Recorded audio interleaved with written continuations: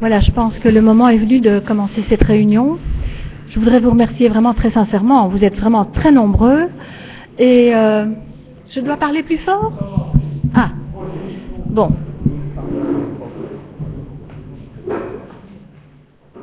Un peu plus fort, vous m'entendez mieux? Voilà, merci, excusez-moi. Donc je vous disais que je vous remerciais vraiment très très fort parce que vous êtes très nombreux. Quand on prépare une soirée comme celle-ci, on ne sait jamais. Donc on aurait pu se retrouver à 3. Non, on est très nombreux, merci beaucoup. Alors je voudrais vous dire, messieurs, dames, que nous avons beaucoup de chance aujourd'hui. La première, c'est celle d'avoir Étienne Chouard à nos côtés. Je pense que c'est vraiment quelqu'un qui a beaucoup travaillé, justement, à démonter des textes qui sont les bases de ce qui fait notre quotidien et dont on ne se rend pas compte suffisamment. Et donc voilà, je pense que, puisqu'on dit qu'un homme averti en vaut deux, quand vous sortirez d'ici, je suis certaine que nous serons très très nombreux à vouloir vraiment nous mobiliser pour agir pour la démocratie et pour ne pas tomber justement dans les affres des plans d'austérité et autres. Hein. Je pense qu'on est, comme dit une jeune indignée, comme disait une jeune indignée il y a quelques jours, ils sont 1%, mais nous sommes 99%. Et donc je pense que c'est là-dessus qu'il faut miser. Alors voilà, Étienne Chouard nous vient d'Aix-en-Provence, hein, vous voyez, il a une très très bonne mine. Il est économiste, et ce qui est intéressant à savoir, il le dit lui-même, c'est que il a étudié l'économie et il l'a enseigné comme on la lui avait apprise. Et puis un jour, des lignes, la pièce est tombée. Et donc c'est ce qui lui a permis d'analyser dès 2005 le traité constitutionnel. Suite à cette parution, à la parution de son portrait dans le journal Le Monde, hein, un journal assez prestigieux, il est devenu quelque part le Don Quichotte du non.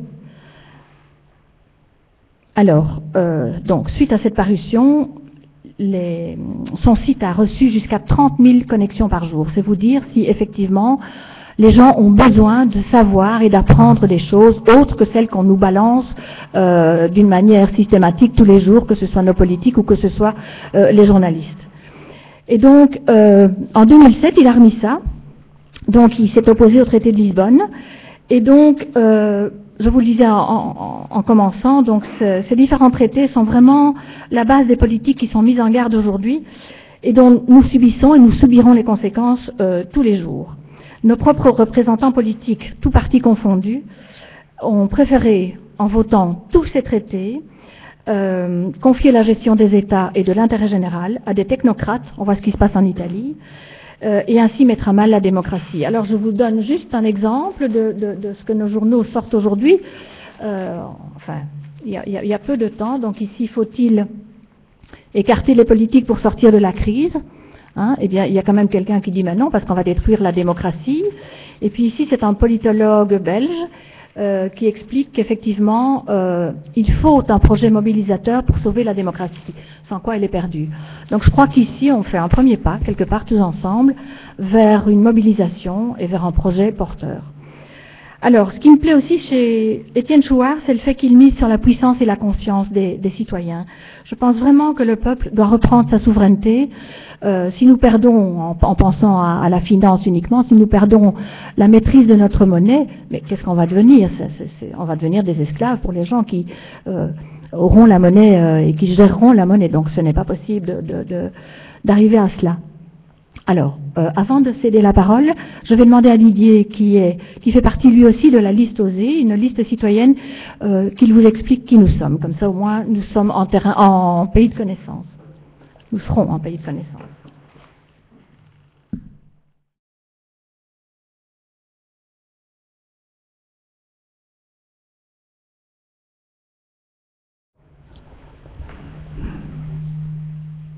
Oui, donc une toute petite présentation, parce que comme on vous demande de venir assister à une conférence, vous dites mais qui organise? Ben, nous sommes une liste citoyenne. Qu'est-ce que ça veut dire? Nous ne sommes pas un parti, nous ne sommes pas un groupement, nous sommes simplement des citoyens qui, au moment des élections, disons, on va essayer de faire avancer les choses. Alors, notre choix est la représentation. Donc nous pensons que le meilleur moyen de faire changer les choses reste de participer au système électoral. On a peut-être tort, en tout cas M.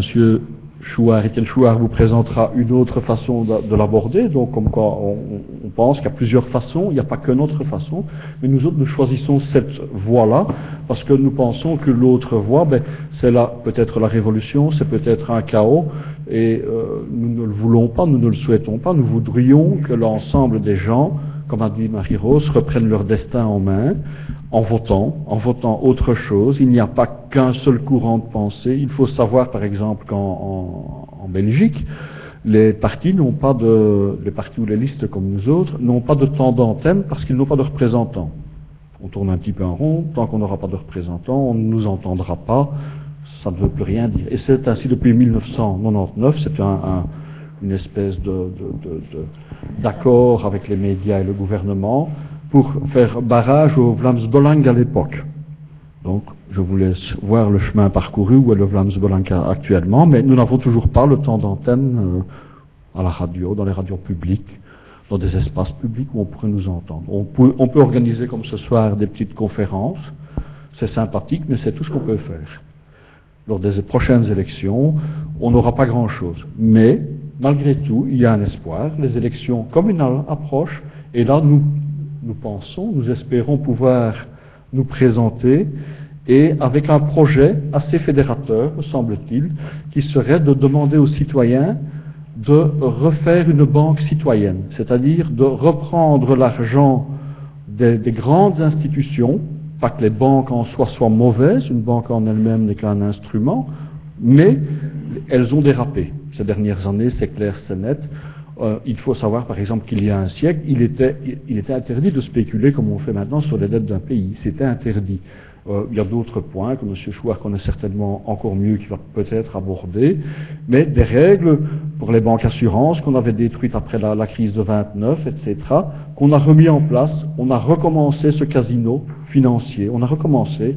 Donc nous espérons, nous voudrions que chaque citoyen se dise, mais on pourrait très bien avoir une petite banque, qu'elle soit coopérative ou qu'elle soit sous une autre forme juridique, ça n'est pas très important. Ce qui est important, c'est que le but de la banque, c'est de récolter l'argent des petits épargnants, des gens qui veulent épargner, et que cet argent aille dans des projets qui soient locaux, régionaux, voire nationaux, mais pas dans un casino financier comme c'est le cas actuellement, avec des revenus à 13%, ce qui est absurde et intenable.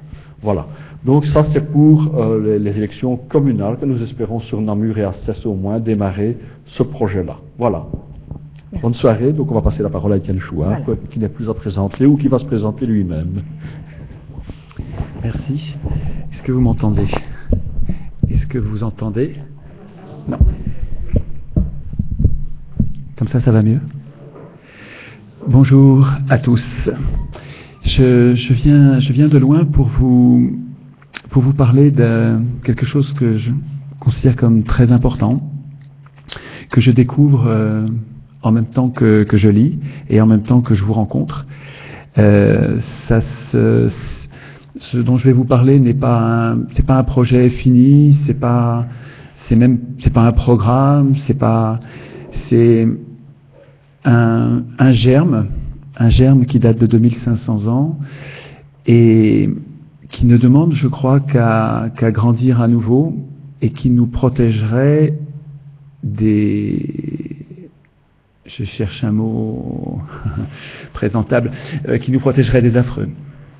En ce moment, les acteurs politiques ne suivent plus l'intérêt général. Les peuples sont de plus en plus révoltés et on n'arrive pas, on prend conscience de notre impuissance. Pourtant, notre impuissance, elle est ancienne. Et c'est dans ce genre d'épreuve, on dirait qu'on s'en rencontre plus particulièrement. Alors, je vais pas faire trop de généralité, peut-être vous dire un mot de ce qui m'a réveillé, pour que vous compreniez comment je suis arrivé à l'explication que je vais vous proposer et qui, je crois, est à la fois originale et très prometteuse. Tout a commencé pour moi en 2005 et avec d'autres personnes qui se sont réveillées. On a été très nombreux à se réveiller à l'occasion du débat référendaire sur la l'anticonstitution européenne, le traité anticonstitutionnel. Je l'appelle comme ça parce que en l'étudiant, on acquiert la certitude rapidement que ce traité, cet ensemble de traités, volontairement ou non, aboutit à la destruction de nos constitutions nationales. C'est-à-dire qu'il aboutit à la désactivation de nos institutions anciennes pour en mettre d'autres à la place. Et pour quelqu'un qui a fait un peu de droit, et je suis juriste de formation, la Constitution européenne ne présente pas les caractères positifs de protection qu'elle devrait avoir. Alors, je vais commencer par vous rappeler à quoi sert une Constitution. Depuis la nuit des temps, c'est depuis très longtemps, depuis la nuit des temps, les humains ont besoin de pouvoir et ont des problèmes avec les pouvoirs. Quand on lit Aristote, Platon, les premiers philosophes, et toute l'histoire des pouvoirs depuis que l'histoire est écrite, les pouvoirs abusent sans cesse. Alors Montesquieu le disait très bien quand il disait c'est dans la nature du pouvoir d'abuser. Depuis toujours, les pouvoirs abusent. Et Montesquieu en concluait que pour que le pouvoir n'abuse pas, il faut que par la nature des choses, c'est-à-dire de la façon dont on l'institue, il faut que le pouvoir arrête le pouvoir. Et l'idée de Montesquieu, c'était de séparer les pouvoirs pour les empêcher d'abuser. L'idée de la séparation des pouvoirs, elle sert à affaiblir les pouvoirs de façon à ce qu'ils n'abusent pas. Et le fait que les humains soient confrontés aux abus de pouvoir depuis toujours les a conduits depuis très longtemps à imaginer un objet génial, complètement méconnu des gens. Les gens ne le connaissent pas, les gens s'en fichent, les gens s'en désintéressent, c'est incompréhensible. Il existe un outil génial pour se protéger contre les abus de pouvoir. Tous les abus de pouvoir. Cet outil s'appelle la Constitution. Alors, souvent, quand on parle de Constitution comme d'une solution, on est en but à une réaction immédiate qui consiste à dire, écoute, si c'était une solution, les problèmes seraient réglés puisqu'on trouve des constitutions partout. Donc c'est bien que les constitutions ne servent à rien. Oui, d'une certaine façon. Mais il faut répondre aussitôt que nos constitutions n'en sont pas. Alors, une constitution, c'est du droit. Les sociétés, depuis la Grèce antique, se sont pacifiées en écrivant le droit. Le fait d'écrire le droit, le fait de fixer les règles, nous aide à nous pacifier. Okay. Donc il y a des gens qui vont écrire le droit. À Athènes, c'était les citoyens eux-mêmes qui écrivaient le droit auquel ils consentaient à obéir. C'était les citoyens eux-mêmes qui écrivaient le droit auquel ils consentaient. On verra tout à l'heure sûrement, quand on parlera d'Athènes, les différentes objections qui consistent à dire, et c'est vrai qu'à l'époque, les citoyens étaient une petite partie de l'humanité et que le plus gros de l'humanité, la plus grande partie de l'humanité, les esclaves, les femmes, la moitié de l'humanité déjà a été mise à l'écart, n'étaient pas citoyens, les esclaves composaient une grande partie de l'humanité encore mise à l'écart, les étrangers aussi étaient mis à l'écart, je sais ça. Mais je vous parle du peuple de l'époque, et dans ce peuple-là, ce serait un anachronisme de le juger avec nos critères d'aujourd'hui. J'y reviendrai peut-être plus en détail tout à l'heure. Mais pour que vous compreniez, je vais garder mon fil de constitution d'abord, puis on reviendra à la démocratie athénienne après. Le peuple de cette époque écrivait le droit, et il n'avait pas à redouter un législateur qui lui aurait été supérieur, c'est lui-même qui écrivait la loi. L'idée d'une constitution qui sépare les pouvoirs est venue plus tard,